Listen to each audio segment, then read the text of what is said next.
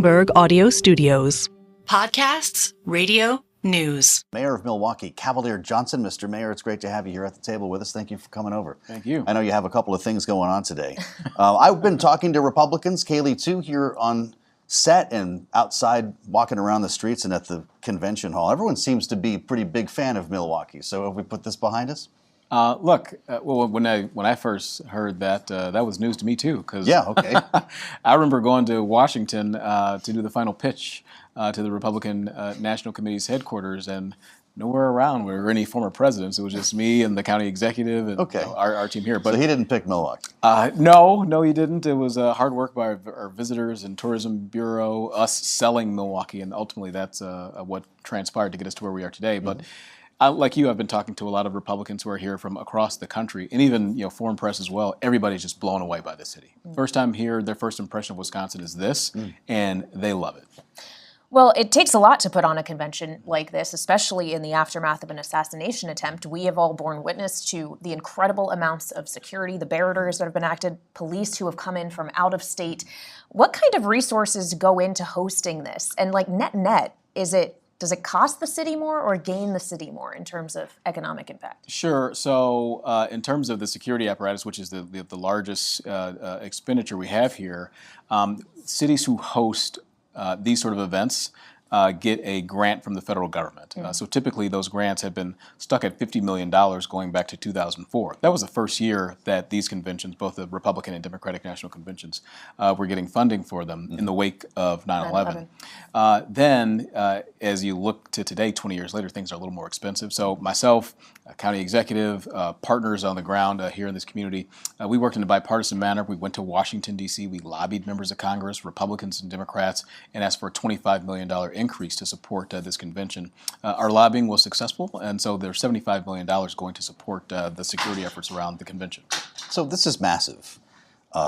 You've got to be involved on a lot of layers that people don't tend to think about. But what does a Democrat do when Republicans come to his city, in your case? Are you in the hall over there? Are you going to the breakfasts and the forums with the RNC? Yeah, I mean, this is a national and a global event that's taking place in my city, sure. And an opportunity to elevate Milwaukee too. So, yes, I do go and I go check it out. Now, certainly, I am a Democrat, as you mentioned. I'm going to the DNC as a delegate next month, proudly to vote for President Joe Biden to continue on in his job here, and I think he'll win re-election.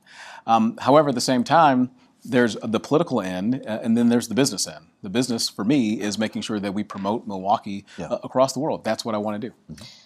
Just because you brought us here, Mayor, President Joe Biden, you say you're planning to go to Chicago and cast your vote as a delegate for Joe Biden. Yet another Democrat today, and a high-profile one at that, Congressman Adam Schiff of California, has now joined a growing list of members of your party who say they do not believe that Biden can beat Donald Trump and should drop out as a result.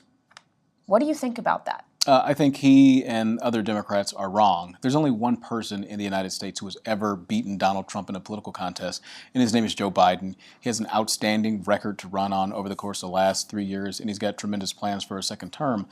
This also reminds me of what happened in 2020 during the Democratic primaries, right? We had people on the front end who voted, and then we said, hey, why don't we let the diversity in the Democratic Party speak? And then South Carolina came, and Joe Biden had all the support in the world, and now he's president of the United States. So let's allow for minorities, for African Americans, particularly African American women, to speak in this election.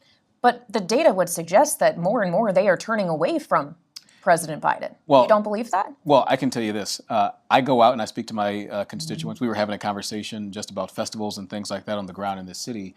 I go out to all those festivals and I engage with voters, particularly African-American voters and African-American male voters too. I ask them the question about the election coming up. Just real talk. Are you voting? Are you registered? Some say yes, some say no.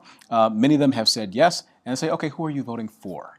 Just real talk, just me and you. Sure. And they say, we're voting for President Joe Biden. There is no other person to vote for. And there's reasons for that, because they know that Joe Biden has delivered for black people in this city and in this state and across the country.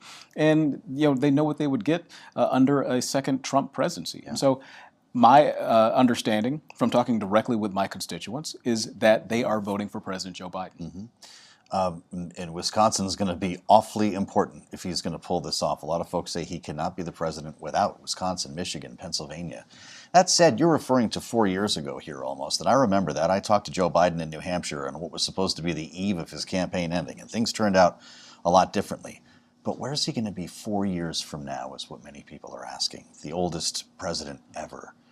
If his mental acuity is not there, if he's not physically able to do the job, do you have confidence in Kamala Harris, or do you entertain the ideas of blowing this whole thing open and finding a new ticket? I'm not interested in nullifying the votes of millions of people who voted for Joe Biden. Is it an insult that we're talking about people other than Kamala Harris?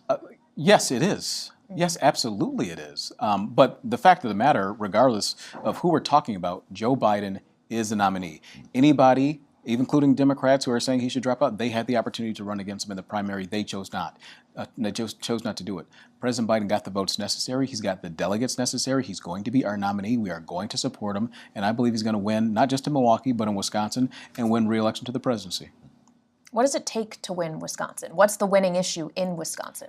The president has to continue to come. He has been doing it, and I'm glad that he's been doing it because it's important. And that's why his campaign has been making early and often investments, reaching out to voters all across Milwaukee, especially black voters, to let them know about the deliverables that his administration has gotten for them and people across the state and across this country. But they've got to continue to come to tell the story. The difference between these two men in this binary choice for president is that one is a show horse and one is a workhorse, right? Joe Biden tucks his head down; he just gets the job done. Joe just goes. He just gets the job. He just gets the job done. But he's got to also toot his horn and let folks know what's going on. He has been doing that. Folks have been coming here. I encourage him to continue doing that leading up to the election. All right, Mr. Mayor, thank you for joining us, and thank you for having us here in Milwaukee. We appreciate your time and hospitality. Milwaukee Mayor Cavalier Johnson here with us on Bloomberg.